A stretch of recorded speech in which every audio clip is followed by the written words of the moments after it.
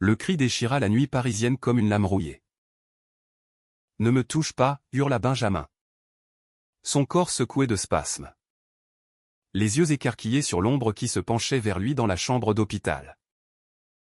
Clément, figé à mi-geste, sentit son cœur se briser en un million d'éclats invisibles. Car cet homme qu'il aimait depuis 5 ans le regardait comme un étranger. Un intrus dans sa propre vie. Et dans ce silence qui suivit. Plus assourdissant que le trafic de la rue de Rivoli en bas.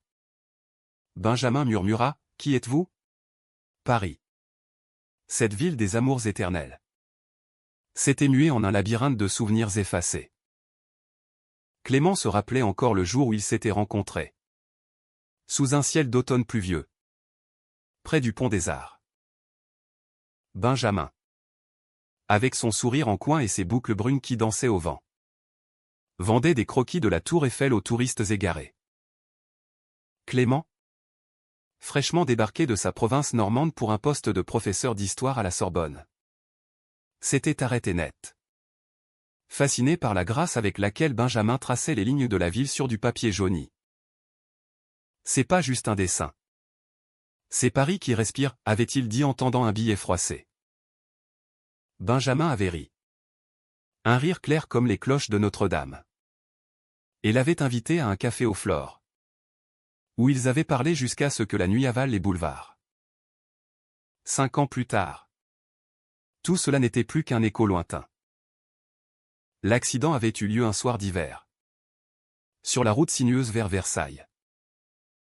Benjamin, au volant de leur vieille Citroën, rentrait d'une exposition où ses toiles ou des portraits abstraits d'amants enlacés dans l'ombre des ruelles parisiennes avaient été acclamés.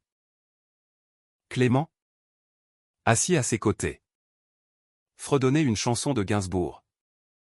La main sur la cuisse de Benjamin. Ce geste banal qui scellait leur intimité quotidienne. Puis le camion, surgi du brouillard comme un fantôme, avait percuté le flanc de la voiture. Clément s'en était tiré avec des côtes fêlées et une amnésie sélective où il se rappelait les dates historiques. Les théorèmes oubliés. Mais pas les nuits où Benjamin murmurait « Je t'aime » contre sa peau. Non. L'ironie voulait que ce soit Benjamin. Le rescapé improbable. Qui perdent tout, son passé. Leur histoire. Les promesses chuchotées sous les draps de leur appartement haussmannien dans le Marais. Les premiers jours à l'hôpital Cochin furent un supplice. Clément, avec ses yeux bleus creusés par l'insomnie, passait des heures au chevet de Benjamin, lui racontant des anecdotes anodines pour raviver la flamme éteinte. Tu te souviens de notre premier baiser? Sur le pont. Avec la pluie qui nous trempait jusqu'aux os? Benjamin hochait la tête poliment. Mais son regard glissait ailleurs. Vers la fenêtre où les feuilles mortes tourbillonnaient comme des souvenirs volés. Les médecins, avec leur jargon clinique, parlaient d'amnésie rétrograde post-traumatique, une brèche dans le cerveau. Un voile opaque sur les 5 dernières années.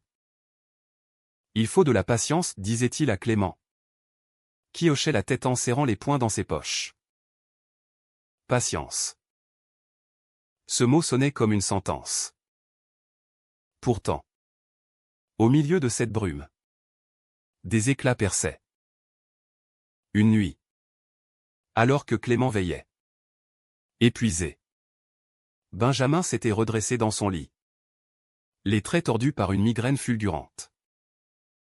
J'ai rêvé de toi, avait-il murmuré. La voix rauque. On était dans un atelier. Avec des toiles partout. Éturier en me barbouillant de peinture bleue. Clément avait retenu son souffle. Le cœur battant à tout rompre. C'était leur atelier secret. Loué dans une mansarde du quartier latin. Où il s'enfermait des week-ends entiers à peindre nu. Corps entrelacé dans la lumière filtrée des velus. C'est réel. Ben. C'est nous. Mais au matin. L'étincelle s'était éteinte, Benjamin avait froncé les sourcils. Confus. Un rêve. Alors. Rien de plus. De retour à l'appartement. L'atmosphère était lourde comme l'air avant l'orage. Le Marais. Avec ses rues pavées et ses cafés bondés de couples qui se tenaient la main sans crainte, contrastait cruellement avec leurs bulles fracturées. Clément avait pris un congé sabbatique, sacrifiant ses conférences sur la Révolution française pour se consacrer à Benjamin. Il cuisinait des plats normands ou des moules marinières qui embaumaient l'ail et le vin blanc et lisait à voix haute des passages de Proust, espérant que la Madeleine littéraire déclencherait un miracle. Benjamin, lui, errait comme un fantôme dans leur foyer. Il touchait les meubles du bout des doigts, comme pour en extraire des secrets enfouis, la table en chêne où ils avaient dîné pour la première fois, le canapé usé où leur corps s'était découvert dans une urgence fiévreuse. Mais la tendresse unilatérale usait Clément. Les nuits étaient les pires. Benjamin dormait d'un sommeil agité, marmonnant des noms inconnus ou des vestiges d'un passé antérieur à leur amour. Clément, lové contre lui par habitude, sentait le vide grandir. « Je t'aime toujours » chuchotait-il dans l'obscurité. Mais les mots rebondissaient contre le mur de l'oubli. Et un soir, alors que la pluie martelait les carreaux, Benjamin s'était tourné vers lui, les yeux emplis d'une pitié qui poignardait plus profondément que l'indifférence. « Clément. Je suis désolé. Je ne ressens rien. C'est comme si tu étais un ami d'enfance. Un frère peut-être. Mais pas. Pas ça. » Les larmes avaient coulé sur les joues de Clément, silencieuses, tandis qu'il se levait pour s'enfermer dans la salle de bain, le miroir renvoyant l'image d'un homme brisé, les épaules voûtées sous le poids d'un amour amputé. Pourtant, Clément refusait de capituler. Il organisa une thérapie d'essence, inspirée des méthodes des neurologues qu'il avait consultés en secret. Ils recommencèrent par les promenades le long de la Seine, où Benjamin avait jadis dessiné Clément endormi sur un banc, son profil capturé dans un éclat de crayon. Regarde l'eau. Ben. Elle coule. Elle emporte. Mais elle revient toujours. Benjamin hochait la tête, un sourire timide aux lèvres. Et pour un instant, Clément crut voir l'étincelle d'un frisson dans la main qui effleurait la sienne. Mais c'était fugace, comme un papillon effleurant une flamme. Les amis, ces piliers du Marais, tentaient de soutenir Sophie, la galeriste aux cheveux roux flamboyants qui avait lancé la carrière de Benjamin, passait avec des bouteilles de Bordeaux et des ragots sur les expositions. Il va se souvenir. Clément. L'amour, ça ne s'efface pas comme ça. Mais ces mots sonnaient creux. Et puis il y avait Marc, l'ex de Clément, ce fantôme du passé qui réapparaissait aux soirées, avec son sourire carnassier et ses invitations voilées. Si tu as besoin de compagnie, murmurait-il un soir au téléphone, alors que Clément, ivre de solitude, avait composé son numéro par erreur. Clément avait raccroché, le cœur serré. Mais la graine du doute était plantée. Au fil des semaines, les routines s'installèrent. Un faux semblant de normalité. Benjamin reprit le pinceau, traçant des toiles vides de sens, des paysages flous de la ville qu'il avait vu naître.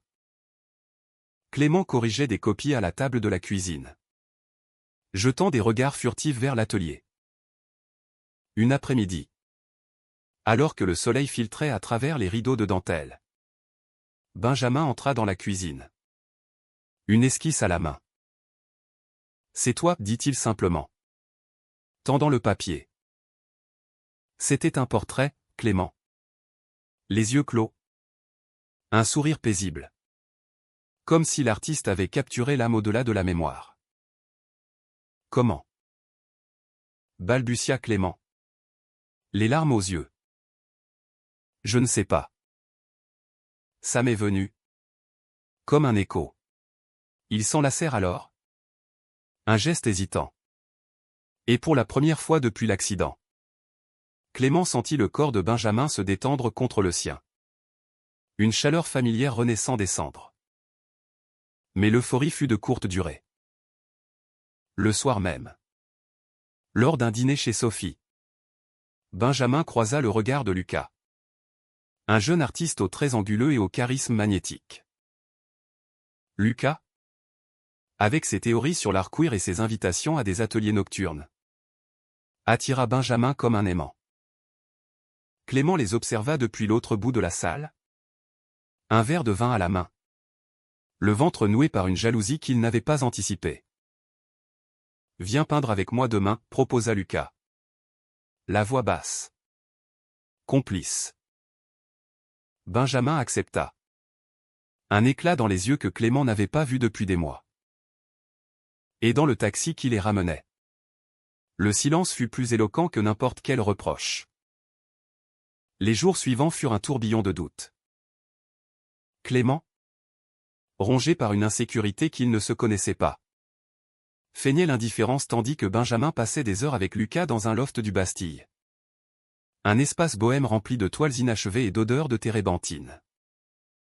C'est juste pour l'inspiration, expliquait Benjamin au dîner, évitant le regard de Clément. Mais les mensonges, même innocents, s'accumulaient comme la poussière sur les meubles inoccupés. Clément imaginait les scènes, les rires étouffés, les gestes qui s'effleuraient par hasard, les confidences partagées sous le prétexte de l'art. Paris, autrefois leur sanctuaire, devenait un champ de mines. Une nuit, incapable de dormir, Clément fouilla l'atelier de Benjamin. Parmi les croquis froissés, il trouva une esquisse, Lucas. Torse nu, penché sur une toile, le corps arqué dans une pose sensuelle.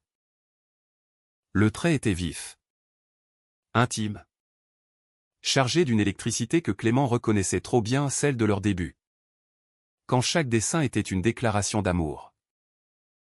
Son estomac se noua, il froissa le papier, le cœur battant, et le jeta dans la corbeille.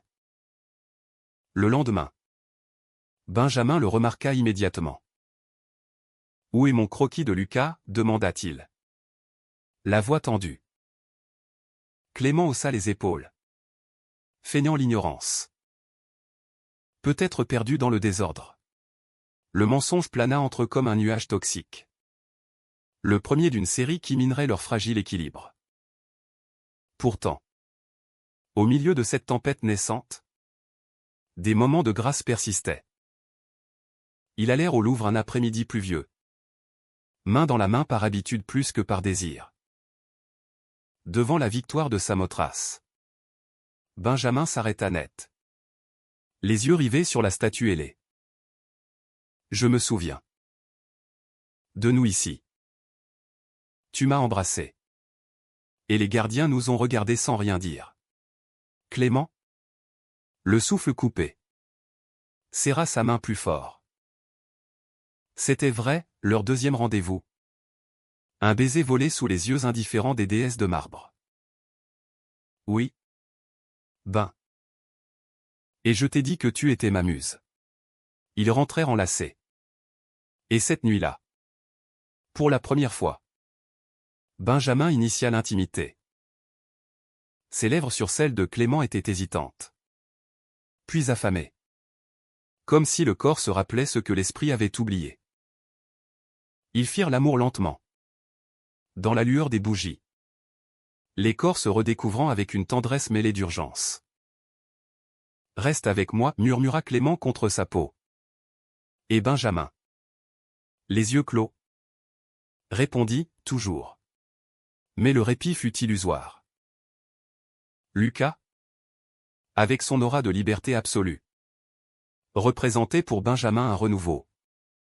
Un chapitre vierge loin des chaînes de l'oubli.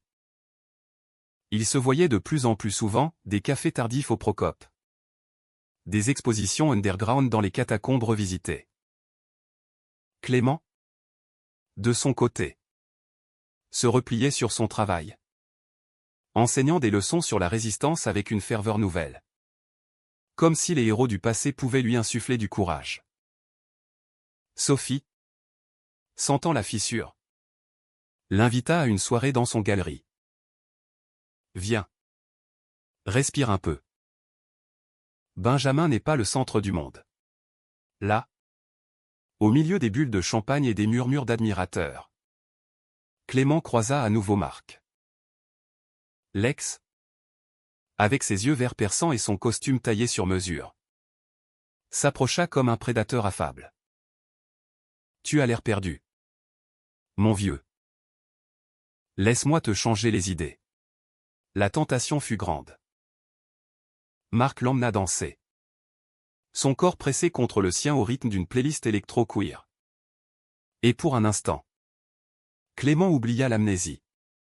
Le doute. La peur. Ils finirent dans un bar caché du Marais, où Marc raconta leurs souvenirs communs des nuits folles à Berlin. Des matins regrettés.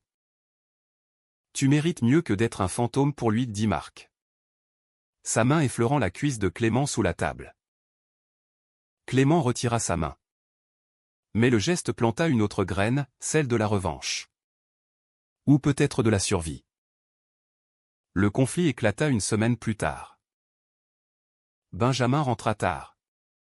Imprégné d'une odeur de cigarette et de parfum masculin qui n'était pas le sien.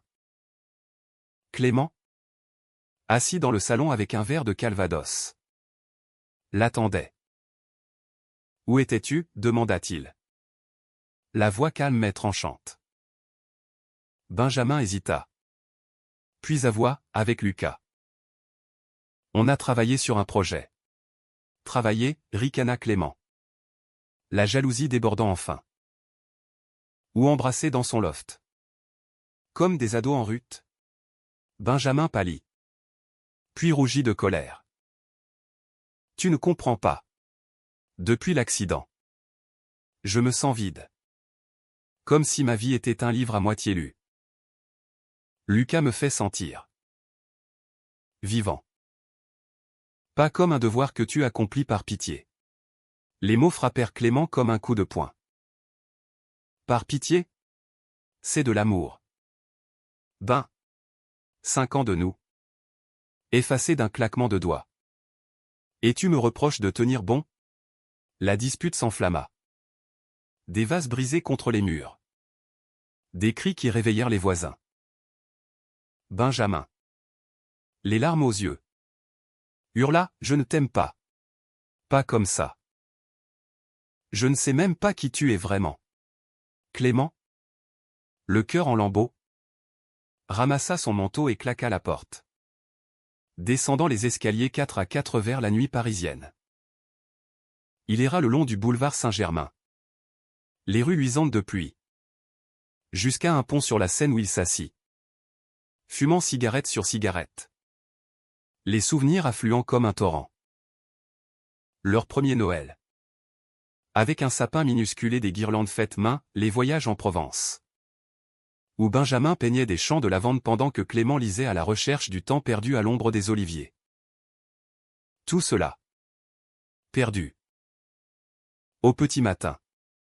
Clément rentra. Épuisé. Pour trouver Benjamin endormi sur le canapé. Une lettre froissée à la main. Il la déplia, pardonne-moi. J'ai peur. L'oubli me terrifie. Mais te perdre encore plus. Clément s'agenouilla. Embrassa son front. Et ils pleurèrent ensemble. Un baume précaire sur les plaies ouvertes.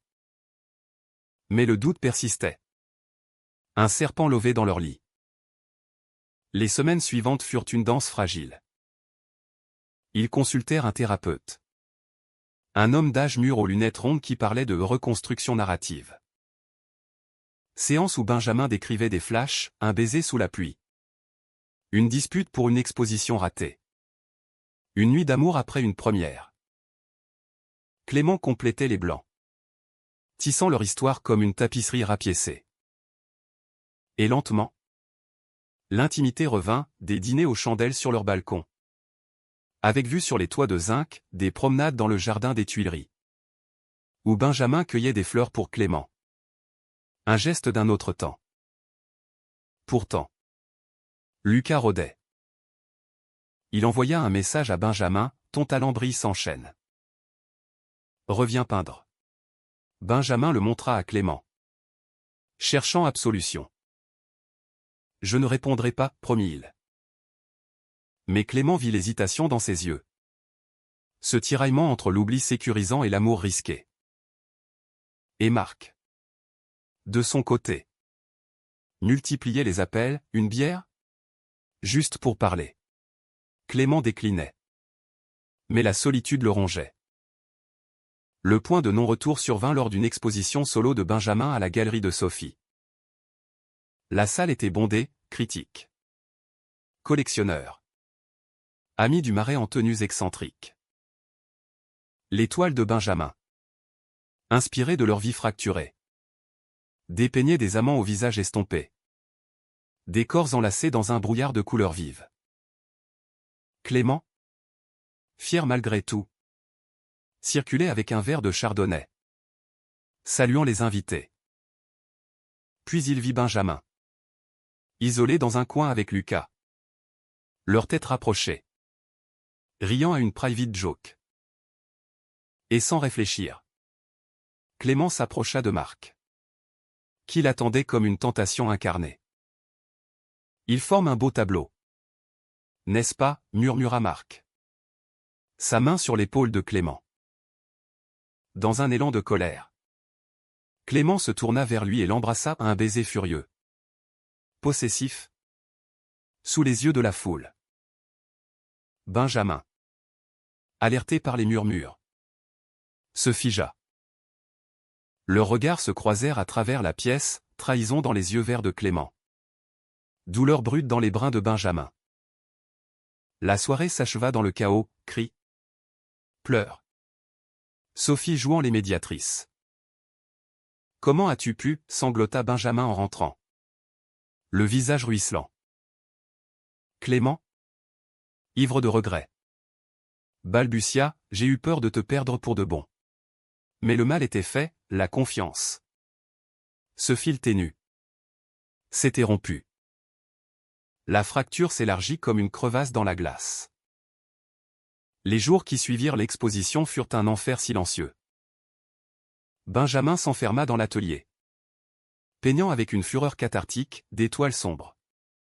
Où des silhouettes s'éloignaient dans des tempêtes de bleu et de noir. Symbole d'un amour noyé dans l'oubli et la jalousie. Clément, de son côté, errait dans l'appartement comme un pénitent. Cuisinant des repas que ni l'un ni l'autre ne touchait. Dormant sur le canapé avec le bruit de la ville pour seule compagnie. Paris. Indifférente. Continuait son ballet, les vendeurs de marrons chauds aux Tuileries. Les accordéonistes sous les arches du Pont-Neuf. Les couples enlacés sur les terrasses du Fouquet's. Mais pour eux, la magie s'était évaporée. Clément tenta de réparer, des lettres glissées sous la porte de l'atelier. Des fleurs cueillies au marché des enfants rouges ou des roses rouges. Symbole d'un passion qu'il espérait raviver. Je suis désolé. Ben. Ce baiser était une erreur. Né de la peur. Tu es mon tout. Benjamin lisait. Hochait la tête. Mais ses réponses étaient laconiques, je sais. Mais ça fait mal. Les séances chez le thérapeute devinrent des champs de bataille verbaux. Où Benjamin accusait, tu m'as traité comme un invalide. Un puzzle à assembler. Et quand j'essaie de respirer, tu me punis. Clément ripostait, et toi? Avec Lucas. Tu flirtais avec l'oubli. Comme si notre histoire n'était qu'un fardeau. Au milieu de ce chaos, un flash inattendu, Benjamin. Fouillant une boîte de vieux photos. Tomba sur un cliché d'eux à Deauville. Torse nu sur la plage. Riant face aux vagues normandes. C'est nous, demanda-t-il. La voix tremblante. Clément, entrant à point nommé, s'assit à ses côtés. Oui. L'été dernier. On avait loué une cabane. Et on a passé 3 jours à ne rien faire d'autre qu'à s'aimer et à regarder la mer. Ils passèrent l'après-midi à regarder les albums.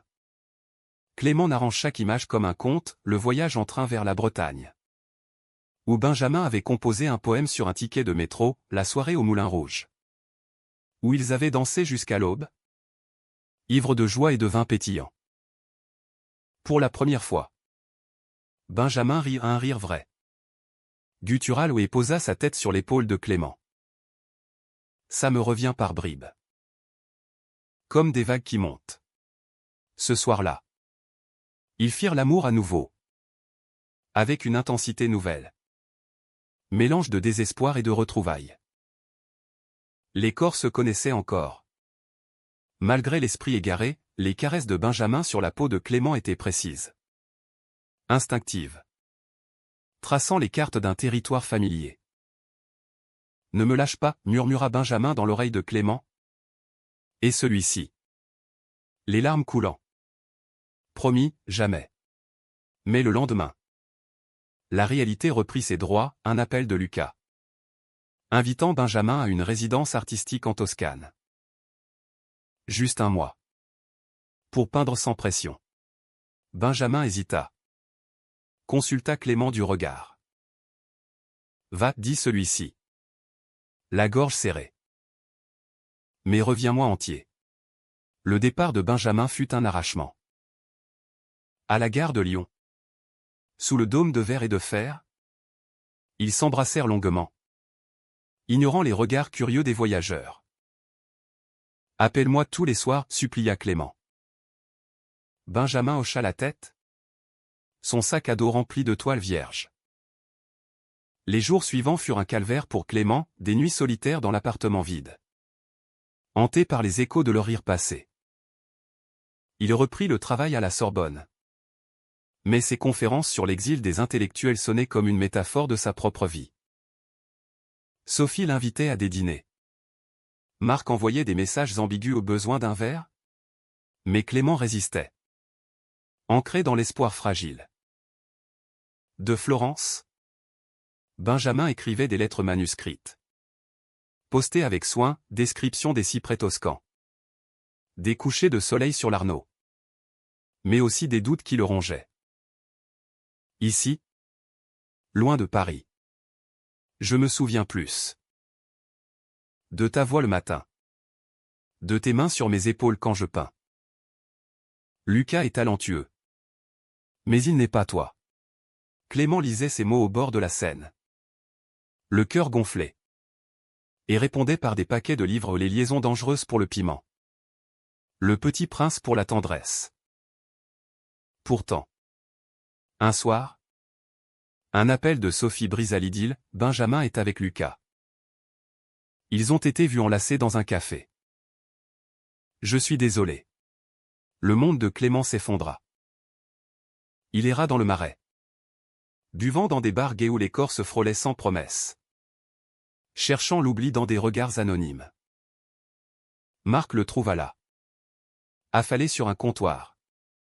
Et l'emmena chez lui. Dans un appartement cossu de Passy. Laisse-moi t'aider, murmura Marc. Ses lèvres sur le cou de Clément. Et dans un moment de faiblesse. Clément céda, un corps contre un autre. Une étreinte mécanique. Sans âme. Au matin. Le regret le submergea comme une nausée, il rentra chez lui. Se doucha longuement. Effaçant les traces d'une trahison qu'il s'était infligée à lui-même. Benjamin revint une semaine plus tôt. Le visage amaigri. Les yeux cernés. C'était une erreur, dit-il dès la porte. Laissant tomber son sac. Lucas. C'était une fuite. Mais à Florence. Les souvenirs m'ont assailli, notre voyage en Italie. Il y a 2 ans. Où tu m'as demandé en mariage sous la tour de Pise. Clément, encore imprégné de sa propre culpabilité, l'enlaça sans un mot. Mais le poison du doute s'était insinué. Lors d'un dîner tendu, Benjamin avoua, j'ai couché avec lui. Une fois. Pour voir si ça comblait le vide. Clément blêmit. Le couteau suspendu au-dessus de son assiette. Et moi. J'ai fait la même chose avec Marc. Par colère. Par solitude. Le silence qui suivit fut un abîme. La révélation les projeta dans une spirale de confession, les nuits solitaires. Les tentations. Les peurs non dites. L'amnésie n'a pas seulement effacé nos souvenirs, dit Benjamin. Les larmes coulant. Elle a effacé notre confiance. Clément, brisé, hocha la tête. Peut-être qu'on s'est aimé trop fort. Trop vite après l'accident. Peut-être qu'on a forcé ce qui était brisé. Ils décidèrent d'une pause, Benjamin chez Sophie. Clément dans un hôtel minuscule près de la Bastille. Les jours devinrent des semaines. Ponctués de messages brefs. De regards volés dans les rues. Pourtant. L'amour, tenace, refusait de mourir. Clément, marchant seul dans le Père-Lachaise, s'arrêta devant la tombe de Proust. Murmurant, le temps perdu. On le retrouve dans les sensations. Et comme par magie. Un flash le frappa, l'odeur de lavande de Provence. Le rire de Benjamin sous les étoiles. Il appela Sophie, dis-lui que je veux le voir. Le rendez-vous eut lieu au Pont des Arts. Là où tout avait commencé. Benjamin arriva. Vêtu d'un manteau gris. Les cheveux ébouriffés par le vent. Je me souviens de tout maintenant, dit-il simplement. Tendant une bague, celle qu'il avait achetée à Florence. Gravée de leurs initiales entrelacées. Clément, le cœur battant, s'agenouilla. Épouse-moi. Ben. Pas par devoir. Mais par choix. Mais le destin. Cruel. Intervint. Alors que leurs lèvres se touchaient, un mal de tête fulgurant plia Benjamin en deux. Non. Pas encore, gémit-il. S'effondrant sur les pavés. Clément hurla. Appelant les secours. Tandis que la Seine coulait indifférente en contrebas. À l'hôpital. Les médecins diagnostiquèrent une rechute, l'amnésie. Revenu comme un voleur dans la nuit. Effaçant les souvenirs fraîchement ravivés. Benjamin. Éveillé. Regarda Clément avec des yeux vides. Qui êtes-vous? Le retour à la case départ fut un cauchemar récurrent. Clément, assis au chevet de Benjamin à Cochin pour la seconde fois, sentait l'épuisement l'envahir comme une marée montante. Les médecins parlaient de stress post-traumatique aggravant la lésion cérébrale, prescrivant des scans et des thérapies cognitives. Il pourrait se souvenir partiellement. Mais c'est imprévisible, expliquèrent-ils. Clément hochait la tête mécaniquement. Son esprit vagabondant vers les abysses de la résignation. Combien de fois pouvait-on reconstruire un amour sur des sables mouvants? De retour à l'appartement. Benjamin était plus distant qu'avant. Comme si cette rechute avait érigé un mur supplémentaire. Il errait dans les pièces. Touchant les objets avec une curiosité détachée. Posant des questions banales, pourquoi y a-t-il 2 tasses à café ici? Clément répondait patiemment.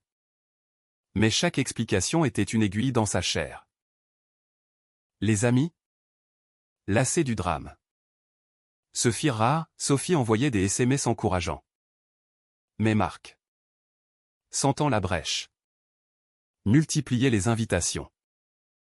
Tu ne peux pas te sacrifier éternellement, lui dit-il un soir au téléphone. Clément raccrocha. Mais les mots germaient. Pour briser le cycle, Clément proposa un voyage, pas en Italie. Trop chargé de souvenirs. Mais en Bretagne. Là où ses racines normandes aussi proches l'ancraient. Juste pour respirer l'air du large, dit-il. Benjamin accepta. Curieux de cette famille fantôme que Clément évoquait. Ils prirent le train à la gare Montparnasse. Le wagon brinque-ballant au rythme des rails. Et pour la première fois depuis la rechute. Benjamin posa sa tête sur l'épaule de Clément. Ça me fait du bien. Cette fuite, murmura-t-il. Clément, le cœur serré, caressa ses cheveux, savourant ce fragile répit. La maison familiale. Une ferme rénovée près de Saint-Malo. Exhalait l'iode et les embruns. La mère de Clément. Une femme robuste aux yeux rieurs. Les accueillit avec des crêpes au sarrasin et des histoires de marins bretons. Benjamin, fasciné, dessinait les falaises battues par les vagues. Le vent salait en mêlant ses boucles. Les soirées étaient magiques, feu de camp sur la plage. Où Clément racontait des légendes celtiques. Sa voix se mêlant au crépitement des flammes. Une nuit. Sous un ciel étoilé. Benjamin confia, ici. Je me sens libre. Pas de pression pour me souvenir. Ils s'embrassèrent alors. Un baiser salé par la mer. Et firent l'amour dans la chambre aux poutres apparentes. Les corps synchronisés dans une danse instinctive. Mais le retour à Paris ramena les ombres. Lucas, apprenant la rechute, envoya un bouquet de lys, symbole de pureté ou de deuil. Avec une carte, pour guérir sans chaîne. Benjamin le jeta à la poubelle. Mais Clément vit le trouble dans ses yeux. Et Marc, opportuniste, invita Clément à une fête privée, pour te changer les idées. Benjamin comprendra. Fatigué de lutter seul. Clément y alla. La soirée. Dans un loft du 11e arrondissement.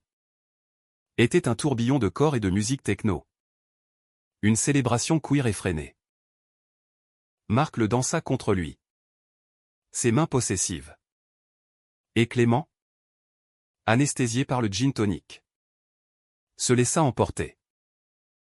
Ils finirent dans une chambre adjacente. Une étreinte brève et vide. Suivie d'un réveil amer. Le lendemain. Rongé par la culpabilité. Clément avoua tout à Benjamin. Je t'aime. Mais je me noie. Cette amnésie nous tue à petit feu. Benjamin. Les traits tirés. Écouta en silence. Puis dit, peut-être que tu devrais partir. Trouver quelqu'un qui ne soit pas un poids. Les mots étaient un poignard. Mais Clément secoua la tête. Non. C'est nous contre l'oubli. Pourtant. La graine de la séparation germait. Le vrai conflit surgit lors d'une dispute anodine, une toile inachevée que Clément avait touchée par inadvertance. Ne touche pas à mes affaires, hurla Benjamin. Un éclat de rage dans les yeux. Clément riposta, tes affaires? C'est notre vie? Ben. Où l'as-tu oublié? Encore? Benjamin. Blessé. Claqua la porte et s'enfuit dans la nuit. Il atterrit chez Lucas, qui l'accueillit avec un verre de vin et une oreille complice. Il t'étouffe, murmura Lucas. Sa main sur l'épaule de Benjamin. Et dans un moment de vulnérabilité, Benjamin céda, un baiser. Puis plus. Une nuit de passion qui n'effaça pas le vide. Mais le creusa. Clément, fou d'inquiétude, le chercha partout, les bars du Marais. L'atelier de Lucas. Il le trouva au matin. Sortant du loft. Les vêtements froissés. Encore, demanda-t-il. La voix brisée. Benjamin baissa les yeux. Je suis perdu. Clément. L'amnésie me rend faible. Ils rentrèrent en silence. Le trajet en métro, un purgatoire de regards fuyants. À la maison. Clément craqua, si tu ne peux pas m'aimer pleinement. Je pars. Pour nous deux. Benjamin. Les larmes aux yeux. Hocha la tête. Peut-être que c'est la seule façon. Les préparatifs du départ furent un rituel douloureux. Clément emballa ses affaires dans des cartons étiquetés au souvenir et essentiels. jetant des regards vers l'atelier où Benjamin peignait frénétiquement. Comme pour exorciser les démons. Sophie proposa son appartement comme pied-à-terre temporaire, Marc. En coulisses. Attendait son heure. La dernière nuit. Ils dormirent dans le même lit. Dos à dos. Le silence chargé de non-dits. Au matin. Clément posa une lettre sur la table, « Je t'aime au-delà de la mémoire. Si tu te souviens un jour. Trouve-moi. » Puis il partit. Traînant sa valise dans les escaliers. Le cœur en miettes. Les mois suivants furent un exil intérieur. Clément s'installa chez Sophie. Enseignant à la Sorbonne avec une distance professionnelle. Passant ses soirées à écrire un journal intime sur l'amour perdu. Qu'il intitula Éclat d'oubli. Benjamin. Seul dans l'appartement. Sombra dans une dépression créative, ses toiles devinrent des cris muets. Exposé dans une galerie underground où Lucas le courtisait toujours. Mais les flashs revenaient. Plus violent, le goût du sel breton sur les lèvres de Clément. Le son de sa voix récitant du Verlaine. Une nuit. Ivre. Benjamin appela Clément, « Je me souviens de la bague. De ta demande. » Clément. Le téléphone tremblant. Murmura, « Trop tard ?» Non. Pas trop tard. Ils se revirent au café de Flore. Là où tout avait commencé. Benjamin. Les yeux rougis. Tendit la bague. Je suis désolé pour Lucas. Pour tout. L'amnésie m'a volé. Mais pas mon cœur. Clément. Les larmes coulant. L'embrassa. On recommence. Sans pression. Mais au fond. Le doute persistait, combien de rechutes avant l'effondrement total? Leur réconciliation fut fragile. Faite de thérapie conjointe et de promesses chuchotées. Clément annula son bail chez Sophie, Benjamin rangea les croquis de Lucas. Ils repeignirent l'appartement. Effaçant les ombres du passé. Une exposition commune scella leur renaissance, mémoire volée. Des toiles où leurs âmes se mêlaient en couleurs vives. La critique acclama, un hymne à l'amour résilie.